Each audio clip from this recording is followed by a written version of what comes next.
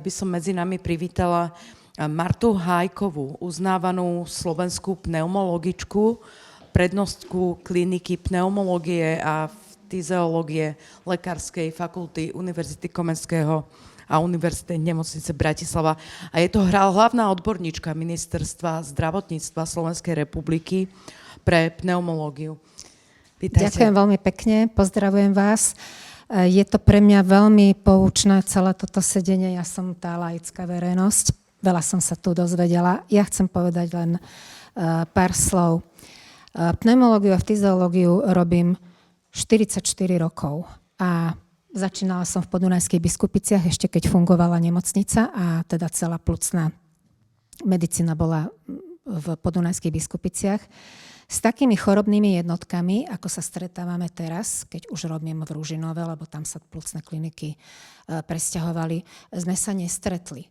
Chronická obštrukčná choroba pľúc bola v časoch, keď som bola v Podunajských Biskupíc, ojedinelá. Teraz je to jedna z hlavných diagnóz.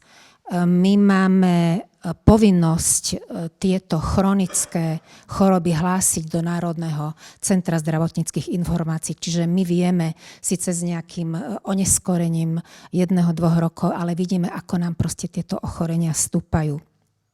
A samozrejme Bratislava v tomto vedie z viacerých dôvodov, ktoré tu boli uvedené. Čiže bavíme sa o spalovniach najmodernejších typov. Ja som si urobila rešerže z Ázie, z Európy. Nikto nebol schopný, aby teda povedal pravdu, že teda dokážu vytvoriť prostredie, ovzdušie, ktoré nie je nebezpečné. Uvedomme si, že pľúca sú jeden jediný orgán v našom organizme, ktorý priamo komunikuje s vonkajším prostredím. Mohol by tu sedieť ktorýkoľvek odborník, nakoniec všetko cez pľúca sa dostáva do krvi, to znamená aj kancerogénne látky a iné proste mutagénne zložky. Čiže čo hrozí? Hrozí stupnutie alergií. Prvá je detská populácia. Vidíme, môžem porovnať, ako to bolo pred 40 rokmi, ako je to teraz. Ja som dospeláčka, to znamená, robím dospelých pacientov, ale preberám ich v 18 rokoch života a vidím, s ako zničenými prieduškami chodia.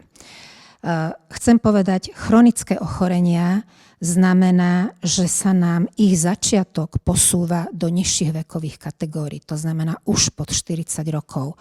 To, čo predtým, keď som robila v Biskupiciach, bolo okolo 50-ky, 60-ky, teraz sa nám posúva do týchto nižších vekových kategórií. Tieto chronické ochorenie sú síce liečiteľné, ale nevyliečiteľné. To znamená, kto raz toto ochorenie chytí, je na doživotnej liečbe, samozrejme so všetkými komplikáciami. A k tej onkológii chcem povedať jednu zaujímavú vec, myslím si, že viacero predrečníkov toto spomínalo.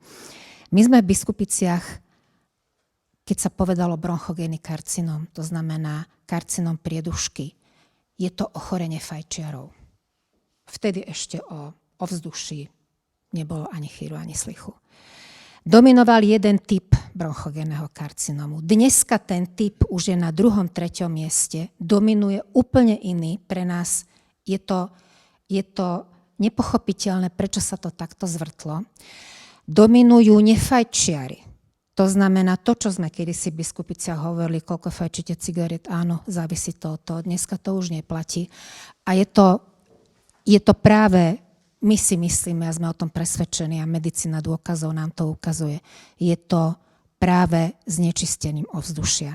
To znamená, povedala som to veľmi globálne a veľmi všeobecne, ale chcela som len povedať, ako som robila medicínu tu pred 40 rokmi a ako je to dneska. A je to skutočne číra katastrofa. Stúpanie chronických chorôb, to znamená alergie, priedušková astma, chronická obštrukčná choroba pľúc, pľucné fibrózy, bronchogénny karcinom.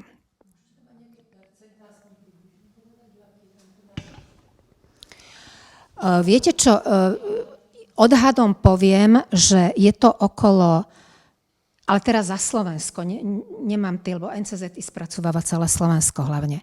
To znamená, je to, dá sa povedať, okolo tých 6 000, 8 000 prípadov ročne, navyše pacientov. Aj keď by sa vám to zdalo, že to je malé percento, je to je to veľká záťaž na ekonomiku a hlavne proste bavíme sa o ľudskom zdraví. Ďakujem. Zostali sme ticho, pani doktorka.